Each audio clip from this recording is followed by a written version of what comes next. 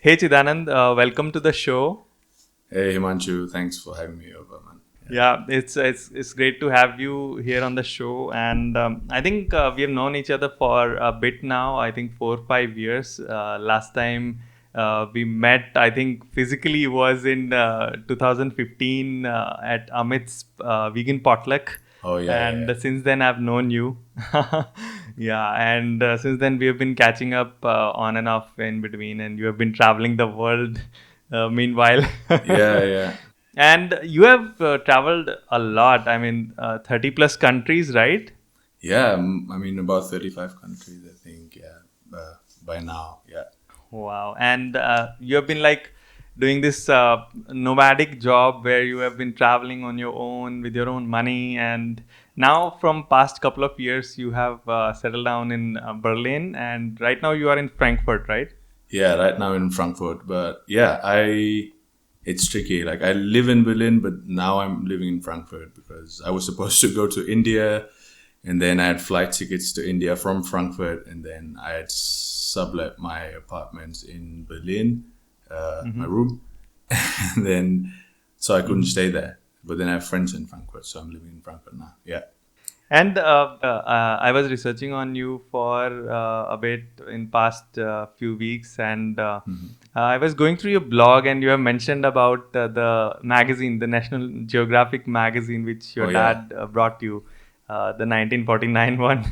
Yeah. So I think that's a good pivoting point to start this conversation. So can you talk about it and how your journey with traveling and the love for traveling started?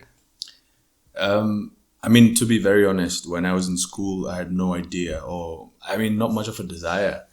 I mean, I had fantasies, obviously, but I didn't know if it would reality. Like when I was a kid and I was in school, I would look at pictures a lot. My dad bought me a lot of secondhand books, like tons of secondhand books. Like I think it was on an average 4 or 5 books a week. Usually, and it could have been Wow, that's massive. NatGeo, or it could have been an Archie's or a Tinkle, or quite a few other books. And NatGeo magazines were a lot of fun to look at because that was the first time I saw like good photography. There were ads of like as Canon sees it, Nikon sees it. There were pictures from around the world. There was a magazine which had pictures of the Palais of Versailles, France. And when I looked at all this, I was like, wow, there's a huge world out there that, I mean, I don't know if I will ever get to see. I was like lower middle class, or even like you could categorize me as, I don't know, poor in the early years. So it was more or less like people exist outside of India somewhere. And I didn't know if I would ever travel.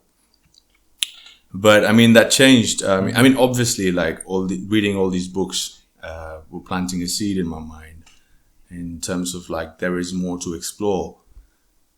So yeah, from there, I think it was in 2011 when I was very into like a Formula One, and there was this Formula One circuit that was being built in India. I think it was in Noida, Buddha International Circuit. And Yeah, I went to see the first Formula One yeah. race. And then from there on, I was like, why should I head back home, like straight home? And so I booked a bus ticket to McLeodganj. And, and I was like, wow, this is amazing. So that was my first solo trip. And then it just kept going on. I went to Amritsar. I went to like all Wow. these other places throughout Himachal Pradesh. So that was my first solo trip. So that's the story. That's amazing. I think solo trips, when you do solo trip, it changes your mind pretty much. I also did one solo trip in 2016, very recently. I mean, it's not as far as yours, but in 2016, I went to Banaras, and Ah, nice. the experience and the entire experience of the Banaras trip was quite amazing. I won't say it was spiritual, because I was not looking for that, but it was pretty amazing. I sort of found myself there in on the ghats of Ganges, and Yeah. it was quite unique. And since then, I've also been traveling a lot here and there in India, but not yet have been outside of India. Yeah, I mean, So yeah. I mean, when I started traveling, I mean, I traveled in India for 3 years or so. And I went most of the states. Mm-hmm. Banaras was a very nice place for me too. I spent a bit of time there. I was there right after the floods. So the Ganga was completely flooded, and then all the ghats were not connected to each other. So you had to go from one ghat to the other via the main road. But it was quite the experience. Wow. And yeah, but anyway, Banaras was nice, man. Yeah. And coming back to it, like as you mentioned, your father brought you books every week, Yeah. 5-6 books at least. So how that parenting shaped you as a kid? I mean, were they like more focused on letting you do your own things and like making you read books so that you learn about the world from your perspective as well? So can you talk about your parents and the support which you've got from them? I mean, to be very honest, I think my mom read a lot more English books and everything, like as compared to my dad. So like I could say I learned reading from my mom, but then I always liked how dad narrated the stories. So like my mom introduced me to like books, like proper, novels, not magazines. So that's how I started reading that. So if you take into account like the books that my dad bought and what I learned from my mom, together I learned how to comprehend whatever was written in a piece of literature or a piece of art, and that helped me evaluate. I mean, obviously, right in the beginning when I was 2, my dad got me these comics and I used to rip them apart, man. Like, and my dad was never discouraged. He was like, yeah, it's like, as long as he does that, he does that. I mean, and then I got bored of doing that, like within a few months. So I started bringing those books to him and he would read them out to me. I mean, that's how it began. And after by the time I was 3 or 3.5, I think I started reading them myself. From there on, like I just kept reading until I was, I think, 22 or something, or even 24. Yeah, and then I stopped reading that much because I was traveling full time. Mm-hmm. Yeah. And as you started traveling internationally since 2011, I guess, and that was with your own money, as you mentioned. Yeah. You were 24 years old at that time, I think. Right? Yeah. Yeah. So how did you start earning that kind of money, like to travel internationally on your own, like in that age? Yeah. I mean, like I said, I started traveling in India. So my initial travels were around the states of India, and you don't need that much money. I think like the first job I had was an IT job, and then it was a 3-month contract, and then I quit like 90 days into the job because I couldn't do a 9 to 5. And then I started freelancing. So I did a logo for a client in Brazil, like through some freelance websites, and that person paid. I don't remember. I think I got paid like 300 USD, and it like translated to at that time it translated to like 50 rupees, not like 75. And I had 15,000 rupees, and then with that I just like I went to. So I think it was 5,000 for the F1 ticket, and then the rest of it was the trip. But you don't need much. Like in McLeodganj, I stayed in this like monastery hostel, and I think the per night price was 150 for like a huge room. I mean, that could last me like, for example, I mean, if I stay there for 10 days, it's still like nothing, isn't it? Like 1,500 rupees. So, I mean, you can literally stay for 5,000. You can stay for the entire month in McLeodganj. So, yeah, I mean, that's how it started, man. And then like I kept getting more and more clients through like word of mouth. And if people like my work, they tend to like tell other people. So I ended up getting quite a few like clients, and I always had like 3 or 4 clients simultaneously, and that allowed me to like log my hours and then make money as I travel. Yeah, so it was, I mean, in a very nomadic fashion you were doing that, so while traveling and executing those jobs as well. So that's how like it a goes. digital nomad. But I have to be honest here, and I have to say that like because I didn't have any upkeep, like I didn't have any bills, I didn't have to pay rent. Like whenever I was in India, I was crashing at my parents' place. So I wouldn't have to rent a house. If I had my own house and had to pay all the bills while I was traveling, that would have been impossible. So I was literally making money only for my travels. And then when I was home, I wasn't spending anything. Like I was hardly spending. I mean, maybe a bit on groceries, but I didn't have any bills. True. So I mean, when of course you have liabilities, so at that time you can't do something about it. But of course, if your intentions are like to travel and your parents are supportive and you are on your own, so you can do that in that sense. But yeah, it takes a bit of courage to like think about that unknown territory when you are traveling internationally. So I admire you for that, and I Thanks, man. think you took the path of your heart and you started that journey. And another thing is, as many people are like right now on Instagram and everywhere posting pictures, and but in their heart the desire is to travel the world and be a nomad, like the way you have done, in some sort of way. So is there any advice you would like to give to them to live this kind of lifestyle if they want to start? Are there any specific bullet points you would like to mention? I mean, roughly speaking, I mean, I wouldn't have bullet points because I never really thought of anything in that sense, like in that manner. But roughly, I Yeah, think yeah. the first step would be to speak to yourself and then find out what you really want. It's not for everyone. I feel like it's often romanticized and people live vicariously through like seeing Yeah. these kind of lifestyles, but then it could be completely fake. I mean, that's why I've never been able to blog or vlog while I was traveling because I was so deep into traveling that I didn't have the time to like put everything on the side and like have this portrayal of something cool happening or you know, like have 5 pointers that will help you travel, things like this. I feel like Yeah. I didn't fit that much into like regular society because of all the questioning and like, I mean, people make rules for no reason, but when you travel, there's so much. I would say it's such a heterogeneous crowd that like everyone has a different background, a different upbringing, so you learn a lot more. But then like a lot of people feel comfortable staying in their own cities and uh, you know, doing the things that they like to do.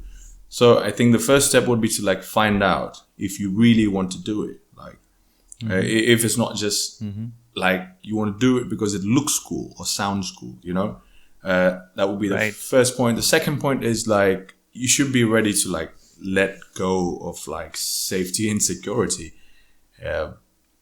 Because obviously, like, Stability. yeah, I mean, if you're freelancing, I mean, like the inflow of money can dry out, and then yeah, and it's like visas, relationships, for example, are difficult because you're always on the move. You meet people, you let go of people. You don't have one close group, so you have to really think about if you want that. If you want like a network of connections around the world, but no real like, you know, home group or something you can like lean I get onto it. for support. Yeah, that's the second one. The third one is obviously, and then like you just do it. Like there's nothing stopping you. Like it's literally all in the mind. Like the third thing is literally just True. find out how much money you have. You don't have enough. Sell something you have that you don't want. Find out what's eating away your money. Like is it bills? Find out which bills you don't really need to pay. Yeah, and if you're renting a house, you just like stop renting the house and start moving out, and maybe then crash at your parents. I mean, that's the thing of privilege. Maybe not everyone has that privilege of like crashing at their parents, but I think most Indian kids at least have that privilege. You said it right. I mean, when we see all these pictures on Instagram, like digital nomads and like pictures on the horseshoe and all these exotic places they are moving and they are sharing all that stuff. So Yeah, sometimes it feels really fake because I've known some people, like including you, yeah, who are digital nomads and they're working remotely, yeah, but it's not always like so cheesy, and it in real life it's very much different. So yeah, everybody needs to like realize that it can be tough yeah, to certainly. live this Yeah. kind of lifestyle. So I agree with that. And as you are a visual designer, so what kind of work you do specifically, like while you are in these foreign lands, And what is your favorite like art style, and what is your creative process around that? I don't. These are difficult questions to answer because I don't have a process to begin with. Like right from the time I was a kid, I loved, making art, and art is so subjective because I mean I can call what I make art, but then someone else is like this is shit. So I mean, most of the stuff I did for money was, I think, making logos because I always wanted to. Like I like looking at branding, so I was like, I want to do that. And how I learned it was I just downloaded trial software and I just like explored it. Like, and by I during that time, I think this was way early before like we had good internet. Like there were not many video Yeah, tutorials or anything of that yeah, sort. yeah, yeah. So I think it was just going through all the menus. Like this is the selection tool. This is like the pen tool, and then what it does, how you select vertices. So you try to like get your vision, which you already had on True. paper, and then the tool doesn't matter because if it's on paper, it's with a pen. If it's on the PC, it's with Illustrator or any other software. So that was how I got into it. But in purely in terms of like, yeah, I mean, purely in terms of art, I used to do a lot of sketching as a kid. I used to draw a lot of 3D models and stuff like that. And then I was also inspired by like the Titanic, like sketching scene. Yeah, I used to sketch nudes as a kid, and I think Oh once my wow. mom found out, but like she didn't really say anything. I think like she was a nice mom, I guess. Yeah, if there was something like ethically wrong or something, they would always tell me. Yeah. But yeah, I mean, yeah. So I used to sketch that, and that was nice too. So I used to do some fine art in that sense. But most of the money came from, I think, doing projects for like UI UX layouts, and I think that comes from the fact that when I look at software and I find like the user experience not that good, Correct. then I feel like I could make it better, and then like that's how I help my clients. If they have a piece of software, a wireframe, or anything, like if they have a set of functionalities that they need, I like translating that to like a wireframe. Yeah. And that comes under like UI, UX design, visual design. And I like making posters and things like that. But yeah, All these were right. some of the things that I did. Okay. So, as you mentioned, you started creating wireframes around the UI UX as well. So, were there any Yeah. gigs which you got probably by starting on your own, like without anyone asking for it, and then sharing it, and then they got you on board, something like that? Yeah, I mean, that's happened to me before. Like, Mm-hmm. um, some people that have seen my work online have contacted me, and then I've done some freelance work for them. Yeah. Yeah, and then, but to be honest, like most of my clients are through word of mouth. Mm-hmm. Like I had a nice client in Mumbai, Uma Dakunya. She's a festival curator and everything, and she liked my work. And then I started designing a magazine for Mm-hmm. her, like the layouts and the magazine cover. So that was something else I did too. Yeah, like I've never really like I've dabbled in like quite a few things. Like I'm not a master of like one trade. I'm just like a jack of all trades. Yeah, Mm-hmm. like yeah, more or less, pretty much all round when it comes to art. Like right now, my focus is in filmmaking and like grading and editing and all those things. So I'm learning Mm-hmm. that now. So, All and right. I'm going to write some things yet. Yeah. As an artist, it's pretty much fragile. Like the things which you work on, sometimes it feels very uh, imprisoning. Like when you are labeled something, and because everybody is having so much things inside their selves. Like not just one Yeah, art form. Maybe you are visual designer, but at the same time you are a photographer as well, and maybe you are a yeah, writer as well. So it should not be like the way like somebody's labeled. But yeah, I like the idea that you are dabbling into different things now, and experiencing that as well. So that's a great thing. As an artist, I think we should all do that. I'm also writing and podcasting and filming all the time, so it feels very great yeah. to That's like nice. be able to do different things at the same time. yeah, I mean, it works for some people. Yeah, and are there any specific works which you might have done for somebody which you think like one of the best work till now you have done?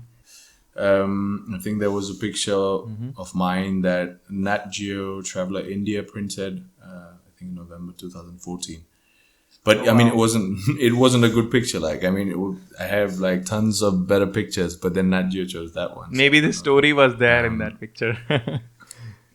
yeah, yeah, it was for Yeah. yeah, it was for a friend.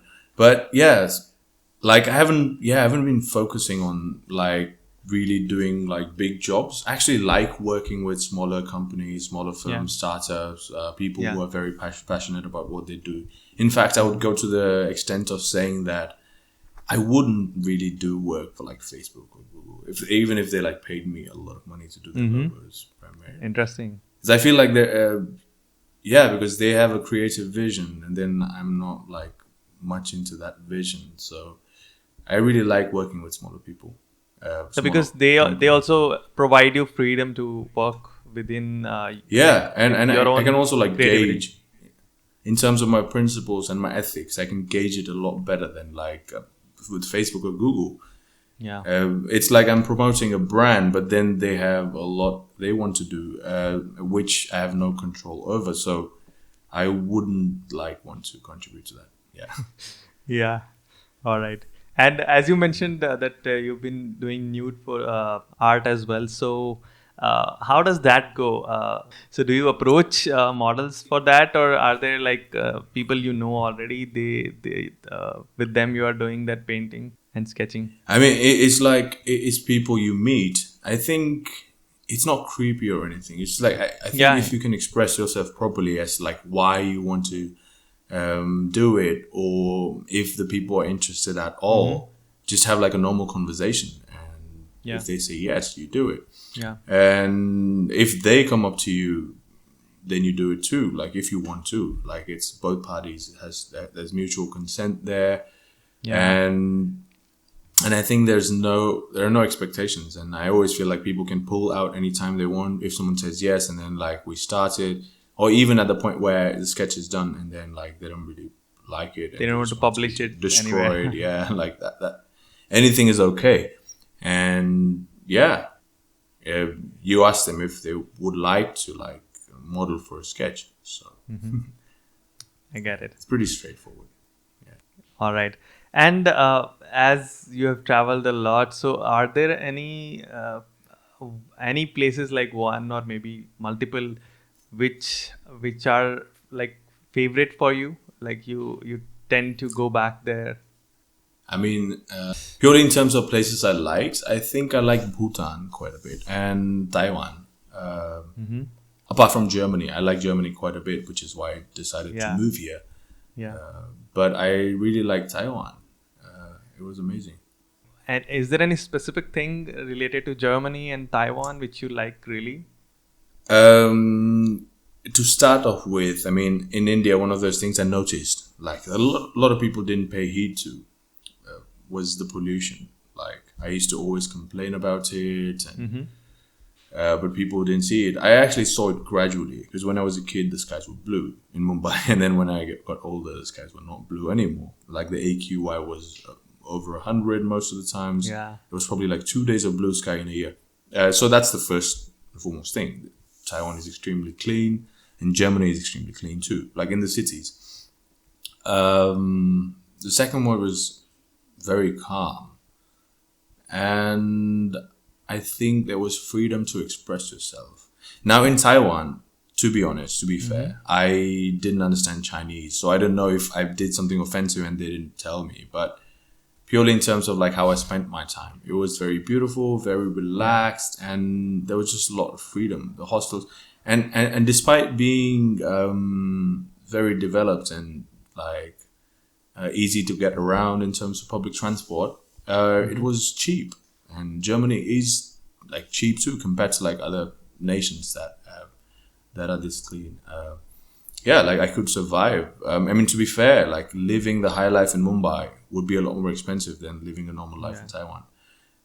Yeah, and obviously natural beauty and everything. But I think that that's all subjective, and like it depends on your mood, who you meet there, where you stay. I don't think there's objectively like a better nation or a better place or It's anything all of that sort. subjective. It's your subjective experience about the place, Right. like how you felt, like yeah. Yeah, maybe things you resonate with for some places, like as you mentioned, a few things. So yeah, that matters, and that pulls you back to it again and again, as Germany is pulling you all the time. So yeah, I think that's that. So jumping around a little bit, coming to your photography. So is there any specific style of photography you do and experiment with? And what are the tools like cameras and lenses you're using? Can you describe that a little bit? I'm using a full frame like Nikon D750, which I saved for, and I use one lens. Yeah, I use mostly only one lens, nothing else. 50 prime, cheap and very sharp and great Wow. bokeh, and I like the yeah. I used to do a lot of landscapes, but then I think purely when it comes to pictures, I like using the 50 I like taking portraiture pictures, and yeah, I don't really publish my work that much online. Usually, like now, like it's like I have started printing all my photos, and then I give it to the people, the ones in the photos. I don't really put them on Insta or anything. So yeah, I really like taking portraits. Yeah. Are you not thinking about creating a store or something like that? Online store for selling your art? No, definitely not. Like No? I hate stock photography. Like I would never do stock photography. Yeah, I mean, just for the sake of like selling pictures. For me, like it's not about selling the pictures. I mean, someday if someone hires me to do a certain shoot, which I've been hired for before, then I would do that specific shoot and sell those pictures. But I wouldn't just take random pictures every day and put them on like online catalog and like sell stock photos. I get it. It's never been. All right. And what applications like on your system you're using right now to do visual design stuff and graphic design and maybe for photography, editing and those things? Are there any favorites which you're using every day? I mean, they're not favorites. To be fair, I really hate the Adobe line of products, but then like I have to use them like sometimes. Sometimes I have a workflow which is mobile, completely mobile. Like I use Lightroom mobile, and then there's something called Lumi on Android Store. It's good for HSL. Because Lightroom mobile like it's it's a bit too slow. Yeah, So not too good Lumi's for that for speed. yeah. Yeah, and then I use Snapseed a little bit. It's not good. Like if I want to print a picture, I'm not going to use Snapseed. But then if I'm Yeah. printing a picture, like I use 3 OSs. I use everything. I use Mac, Linux, and Windows. And I've got like different software on each of them. So the software actually doesn't matter to me. Like when it comes to pictures, I want a software that gives me control over highlights, shadows, blacks, whites, and like hue, saturation, luminosity. So like all those things. So that's all I need, like mostly. So Adobe software and like purely in terms of editing, there's a software I really like, which is Resolve. I use Resolve exclusively. Like I used to use Premiere Pro, but then I use Resolve now. Yeah. I too switched to Resolve, I think, in 2019 early. So since then, I've been loving it. And I'm even contemplating to get a small dashboard which they have for color grading. It's really amazing. I've used that it would at be a amazing, friend's. yeah. It's amazing. Yeah. Especially like the And logical workflow. Like the node system is amazing. I haven't yeah, seen something like that's I hate great. like stacking layers upon layers in the timeline. I mean, now I can just have nodes because it's but anyway, It's like I used to sort love, of like, sort of logic. like programming in color grading. Yeah, exactly. Yeah. And are there any individual apps maybe which you use on your phone for productivity and self betterment? Anything you use? I mean, I'm very restless and anxious, so I use Calm now and then. I think Calm, like Yeah, it's got all these meditation app. ambient sounds. Yeah, I like that. I haven't used it that much, but yeah. Apart from that, like I don't use anything of that. So like It depends. Like right now, you wanted a Zoom call, so I installed Zoom on my PC. But then if Yeah. someone that wants to do a Hangout, I do a Hangout. But I don't use any specific software. If anything, I'm trying to move away from like software and everything. I'm trying to get back to the roots because I feel like I haven't done that much research, but I find that you're more passionate about your work, or you get into your work, or there's a better brain connection when you write things on a piece of paper, like because your hands are moving in that shape. So that is a Yeah. sensory feeling as compared to like a keyboard where you know where the key is and you type it, but it's not the same as writing something. It's more hardwired. I believe that. Yeah. So I want to get more into like real senses as opposed to like using software for things. So I'm trying to make my life less digital, except for things that would be helped. Like really recording media and editing media would be what I use it for, but not really for productivity. I get it. Yeah. I agree with the thing which you mentioned that you get a sensory feeling when you're writing stuff down as compared to like typing into digital notebook or maybe laptop or an iPad. So yeah, that's been Yeah. it for me as well because I have been journaling from a couple of years, and that gives a lot of clear headspace when you're writing things down. It's like taking a mental dump and putting it on paper and your mind is clear, so it's sort of Yeah. that. So yeah, I agree with that, and I also would like to mention, as you mentioned about calm, so I've been using an app which is created by Sam Harris. Yeah, it's called Waking Up. So I'm not sure if you might have heard about Ah. Sam Harris. He has a great Okay. worldview and thought process, and the thinking which he puts out in his videos and the podcasts. He has a podcast with the same name, and the course which he has created now, because he has worked with monks Ah. as Okay. well, and very much like Eastern methodology of meditation. And I find Okay. his meditations really amazing. Yeah, I've heard I about think you him. should try that. And his voice is even amazing. When you are listening to it, you sort of get into that state of like hypnotism. Not exactly hypnotism, but sort of a Yeah. meditative space where you can like look inward. Yeah. So yeah, that's one which I would like to mention. And I just want to get into another question, which is like veganism. So you have been vegan for quite a long Yeah. time, and what does Yeah. your routine nutrition looks like in these days? Like when you're living in some abroad place and you are cooking probably on your own or getting something from outside. So how do you maintain that diet and that lifestyle? I mean, to be very honest, I identified as vegan Mm-hmm. from 2011. But I have to say, like now I'm more of a freegan, but I still don't Freegan. consume meat or anything. Yeah. Yeah, like the ideology has changed a bit over Mm-hmm. time. I think I put a lot more thought into it. Like when things are inconsequential, it doesn't matter to me, and when they matter, like when it's under my control, then it matters to me. Mm-hmm. Like if things are going to waste, like let's say someone made some yogurt and like they served me, and then now they're going to throw it, then might as well finish it. Things like that. Yeah, yeah. But purely in terms of like buying, I think I buy all vegan and order all vegan in restaurants. Uh, it's very easy. Like at least being in Germany, it's extremely easy because you get all kinds of products that are labeled vegan. Mm-hmm. So there are tons of milks.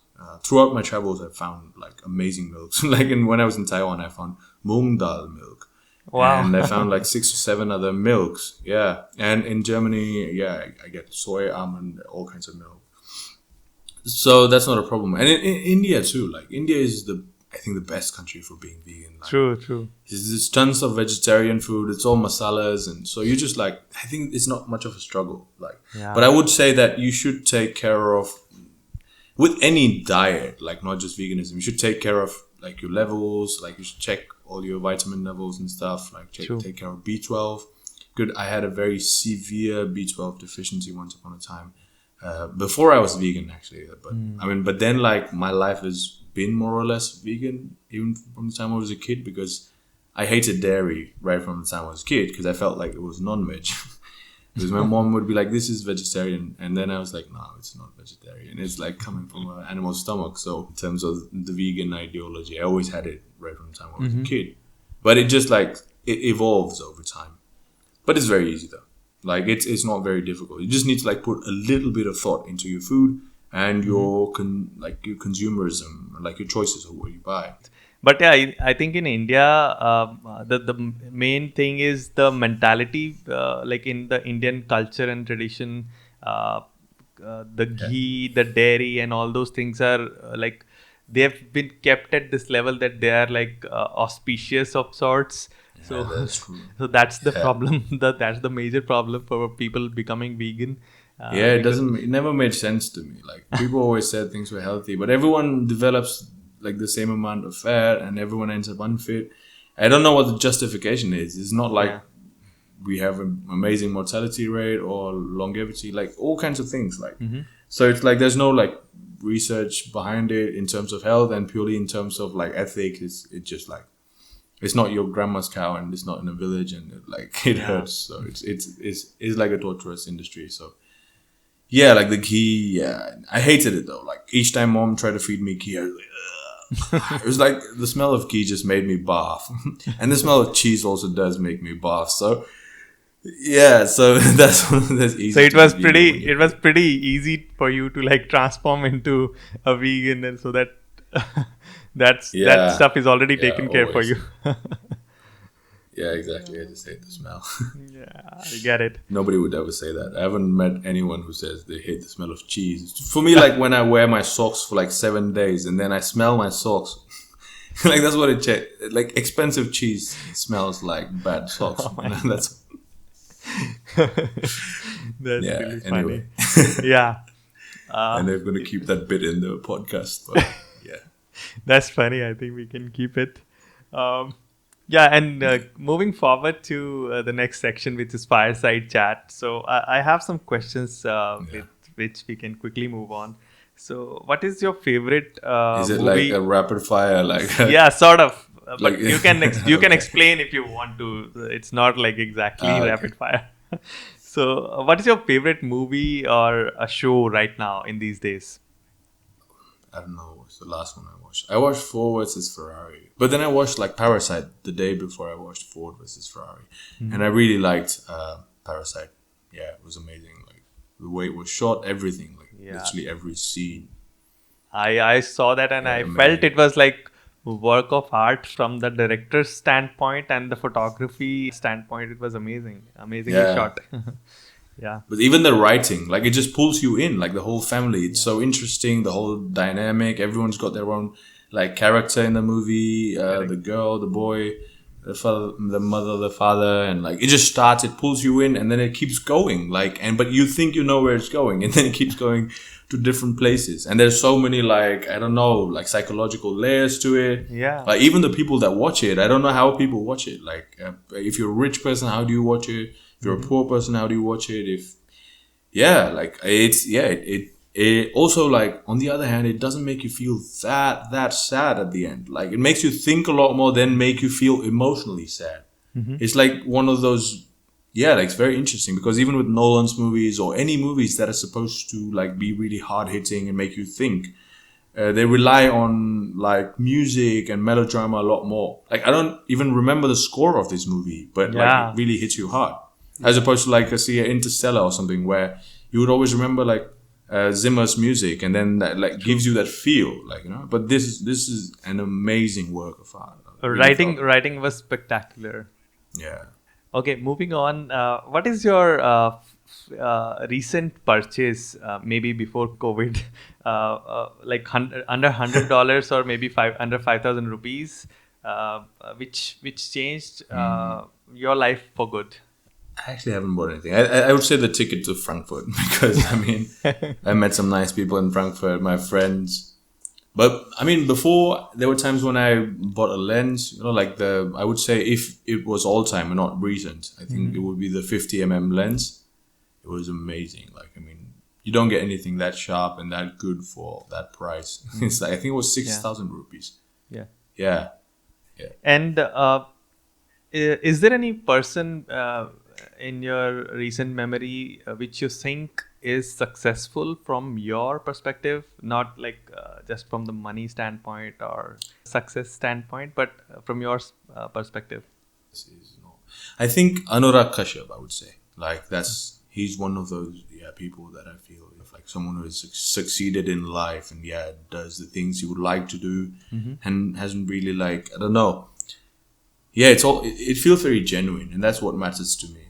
It's not about like attaining a status in life and maintaining that. It's about like speaking your heart and like just creating things. So, and I feel like he's gotten to the stage where he can create things that are consumed by many people, as opposed to like being in a niche or being in an art scene section of filmmaking where he wouldn't reach many people. Like I feel like he makes art and it also reaches people. If that makes sense. Yeah, I totally makes sense. Any of his works which you really like? Any film specifically? I mean, pretty much everything. Like all of his films. I think the first one I watched was DVD. That was spectacular.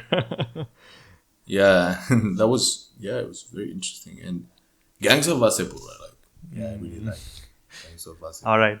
1 and 2. All right. And as you've read good amount of books as well, so are there any books which you would like to recommend?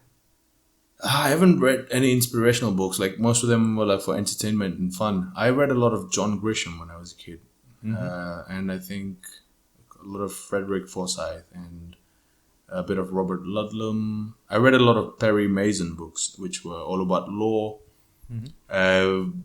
What else? I read some Sidney Sheldon. Not a big fan. I read some Paulo Coelho. I haven't read any Murakami or anything yet. Yeah, maybe more fiction side you have read, right?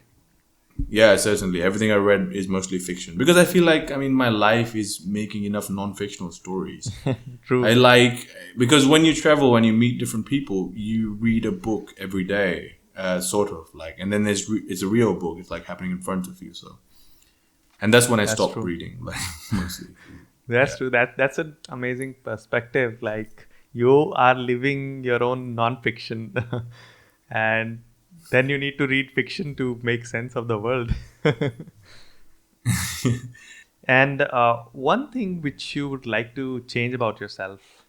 I would like to not be very restless. Like I would love to be a lot calmer and be able to settle down, and get my thoughts together and start a project. Apply myself every day for a few hours. Right now I'm a very impulsive worker. Like even if I wrote my thesis, it probably happens in the last 7 days. Like if it's a 20,000 word thesis and I have 3 months, I feel like 15,000 were written on the last 7 days, and that's how I operate. I would love to get to the point where I can sit down, write 2,000 words every day for an hour or so.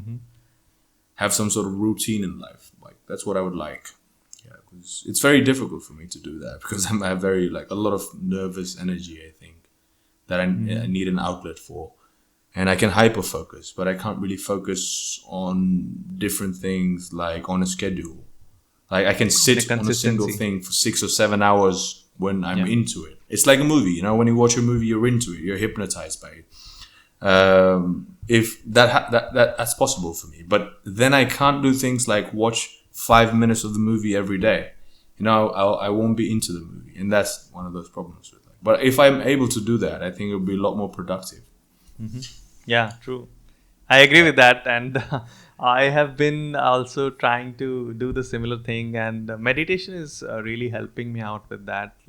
Sitting every day. Earlier I was very much used to running, but as now we're not able to go out, so I've been doing some yoga stuff and also some home exercise, and then immediately after that I get into a meditation session. And Gunjan Sharma's Instagram, I think he posts a lot of workout videos indoors, They're really Ah, nice, like calisthenic workouts. Yeah, yeah, it's yeah, yeah. nice. Check it out. I I'll think check it's it out. Gunjan Sure. Sharma. I'll check it out He's surely. super ripped and strong. Yeah. Yeah, sure. I'll check that.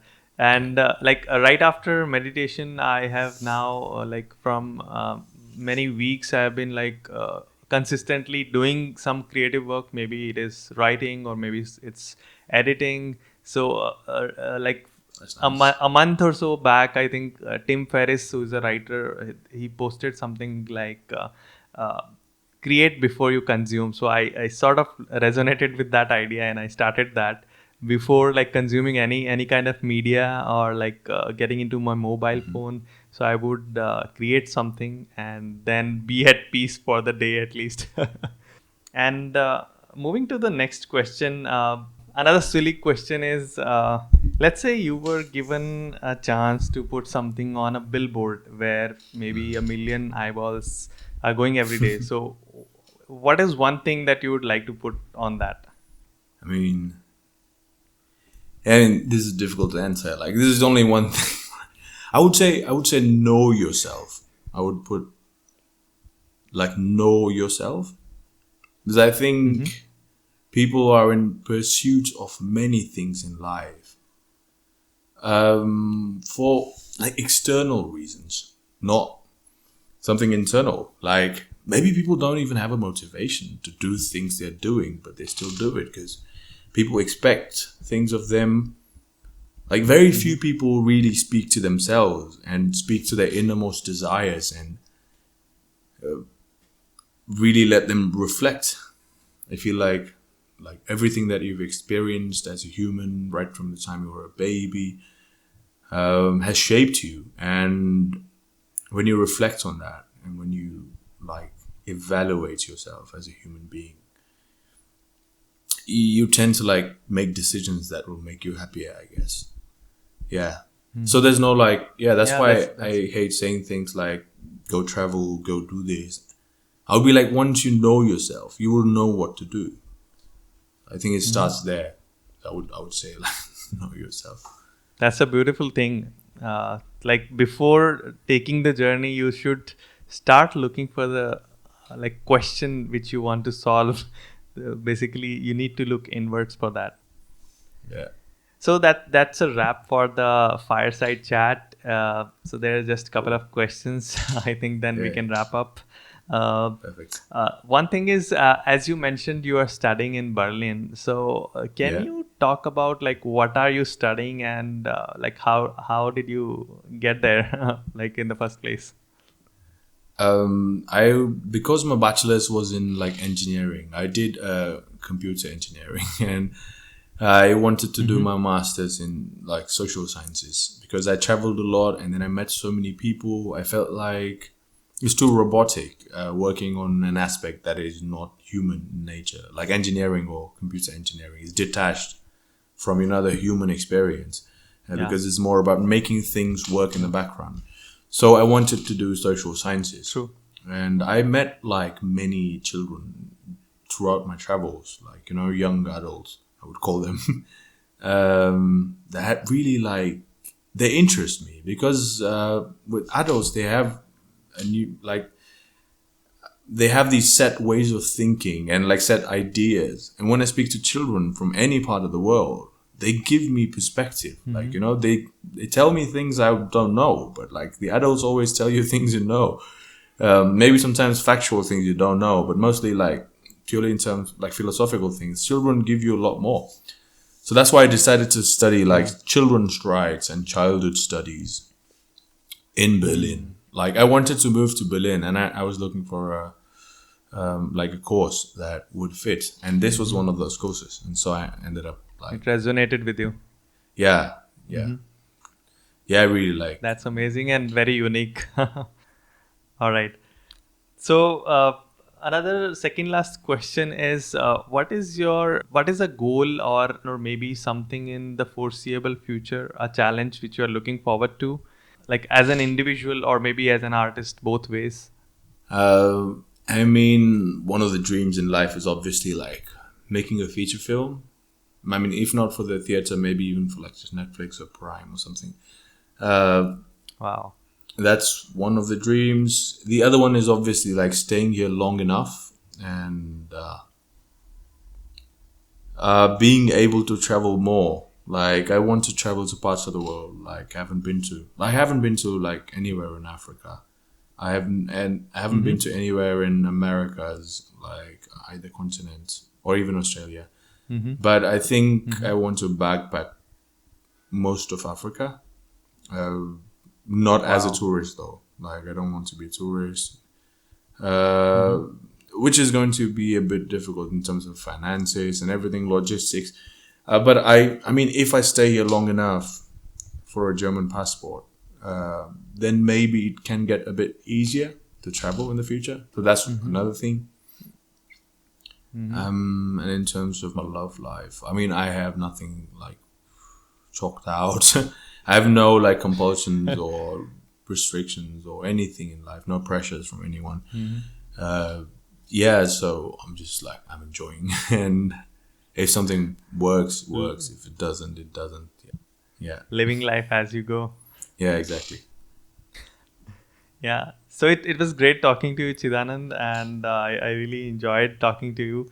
So, what's the Thank you. best medium for people to reach you who has some queries or maybe you just want to follow you? And thank you. It was nice talking to you too, Himanshu, for a long time.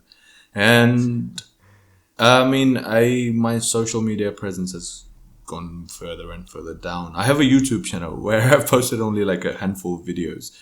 It's called Yeah. Chi Space Voyage, CHI Space Voyage, like the French word voyage. And my Instagram is like Chi Voyage without the space.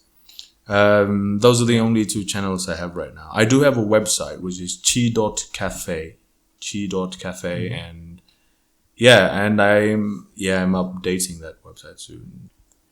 All right. So I'll put all these links and good Thanks, stuff man. which we have talked about, all the book recommendation and things in the show notes.